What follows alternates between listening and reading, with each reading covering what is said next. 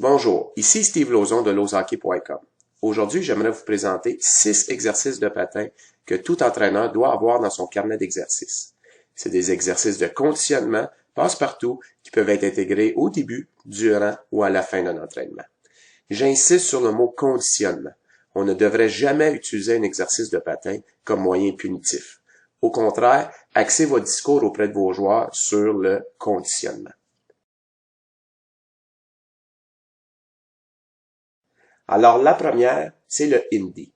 C'est un exercice qu'on utilise beaucoup cette saison en fin d'entraînement. La mise en place est la suivante. On divise le groupe en deux. Et l'exercice peut être fait soit 2 par 2, 3 par 3 ou encore 4 par 4. Au sifflet de l'entraîneur, les joueurs vont partir selon le nombre que l'entraîneur va décider et ils vont contourner les cercles de mise au jeu de la zone centrale. Toujours à pleine vitesse, vont aller contourner le filet, vont aller contourner l'autre cercle de mise au jeu ici, pour finalement retourner à pleine vitesse dans le coin opposé. C'est important d'effectuer ici un départ rapide et que les virages autour des points de mise au jeu et autour des filets se font par des virages brusques ou des croisements d'accélération en mouvement. C'est un exercice d'intensité, donc on requiert de la part de nos joueurs qu'ils s'y donnent du moment qu'ils quittent ce coin-ci jusqu'au moment qu'ils retournent dans le coin opposé. C'est le Indie.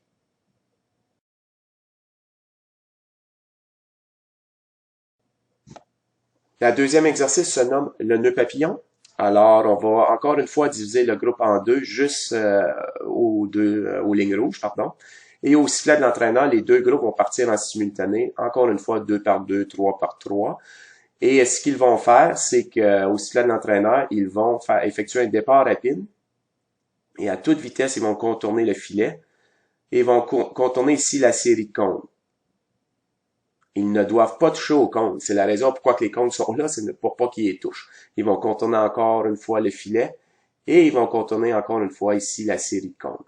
L'exercice va se dérouler pendant 30 secondes. Alors, pendant 30 secondes, les deux groupes ici vont contourner les cônes et le filet. Le 30 secondes, c'est pour simuler une présence normale, pleine intensité sur la glace. Au deuxième sifflet de l'entraîneur, les groupes retournent dans leurs lignes respectives et c'est les prochains groupes de joueurs qui partent et effectuent l'exercice. C'est un exercice qui demande beaucoup d'intensité pendant 30 secondes de temps. Au sifflet d'entraîneur, les prochains groupes quittent. C'est le nœud papillon.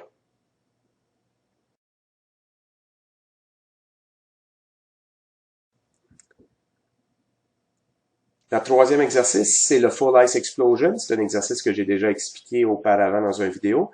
Alors, la façon que ça procède, c'est on positionne tous les joueurs dans un même groupe et au sifflet d'entraîneur, encore une fois, 2 par 2 ou 3 par 3, les joueurs vont partir par un départ rapide, vont accélérer et vont contourner les 4 points de mise au jeu de la zone centrale.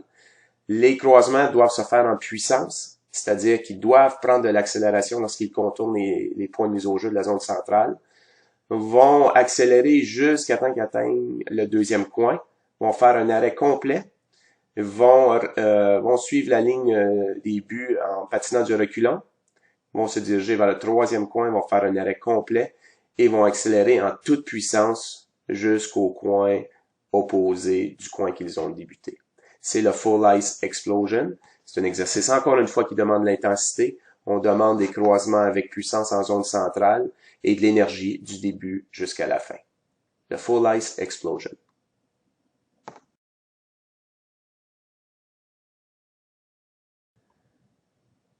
La quatrième exercice, c'est l'hameçon. Alors, on va diviser le groupe en deux et la mise en place ou le déroulement est relativement simple, c'est-à-dire que les deux coins vont partir en simultané, un à la fois, au sifflet de l'entraîneur. Le joueur va partir, va aller atteindre le point de mise au jeu, va faire un arrêt complet, va par la suite faire un départ rapide vers l'arrière pour contourner par un virage brusque le cône ici, va accélérer à toute vitesse jusqu'au prochain point de mise au jeu, arrêt complet, va faire un départ rapide vers l'arrière et effectuer un virage brusque, donc vous pouvez voir le geste de l'hameçon, va accélérer à toute vitesse jusqu'au prochain point de mise au jeu, arrêt complet, effectue l'hameçon par un virage brusque, jusqu'au prochain point, arrêt complet, virage brusque, et il va aller se positionner dans l'autre coin. C'est extrêmement important que c'est des arrêts complets qui se fait ici, et un départ rapide et un virage brusque pour effectuer le geste de l'hameçon, pour ensuite accélérer à toute vitesse jusqu'au prochain point de mise au jeu. L'exercice l'hameçon.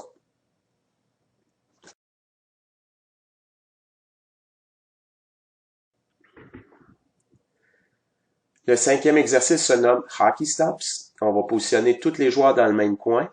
Au sifflet de l'entraîneur, le joueur va quitter et puis va accélérer par un départ rapide jusqu'au point de mise au jeu, va effectuer un arrêt complet ici, va effectuer par la suite un autre départ rapide jusqu'au prochain point de mise au jeu, va effectuer un arrêt complet, un troisième départ rapide, va faire un 360 autour du cône. Ensuite, il va répéter le même manège pour tous les autres séries de points de mise au jeu. C'est-à-dire qu'il va se diriger vers le point de mise au jeu, arrêt complet, départ rapide, arrêt complet, départ rapide, va contourner le cône ici, et la même chose pour la dernière série de points de mise au jeu.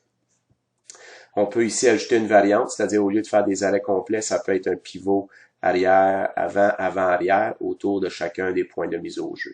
Mais je vous conseille d'y aller par des départs, des arrêts complets, départs rapides, puisque c'est une situation qui se produit fréquemment durant un match.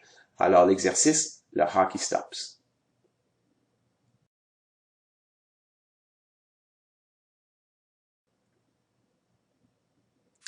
Et finalement, le dernier exercice, c'est une qui est plus commune. Je l'ai nommé le cardiaque pour simuler l'effet de l'appareil qui mesure les rythmes cardiaques. Donc, les joueurs vont tous partir du même coin.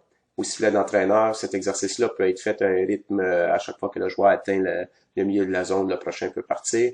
Donc, il part par un départ rapide, fait un arrêt complet, longe la ligne bleue du reculon, fait un arrêt complet, fait un autre départ rapide jusqu'à la ligne rouge, arrêt complet, reculon, et ainsi de suite. Vous pouvez ici utiliser votre créativité, c'est-à-dire que c'est pas obligé d'être toujours des arrêts complets, ça peut être un pivot avant-arrière, ici ça peut être ce qu'on appelle des criss-cross, ça peut être tout simplement des virages brusques et puis on patine, ça peut être qu'il patine jusqu'au milieu du reculon, fait un pivot du devant, peu importe, utilisez votre créativité en autant qu'on longe les trois lignes principales et que l'exercice se fait à pleine intensité. On la nomme le cardiaque. Alors, je répète, c'est des exercices de conditionnement, c'est pas des exercices qui sont de nature punitive et c'est important d'axer sur ce terme auprès des joueurs. Il faut que le patin devienne quelque chose de plaisant. Vous pouvez même ajouter des rondelles au sein de ces exercices-là. C'est des guides, c'est des idées que l'Ose Hockey vous donne. Libre à vous de les modifier et de les personnaliser à votre guise. Pour plus d'informations, trucs, conseils ou vidéos, je vous invite à visiter mon blog au www.losehockey.com.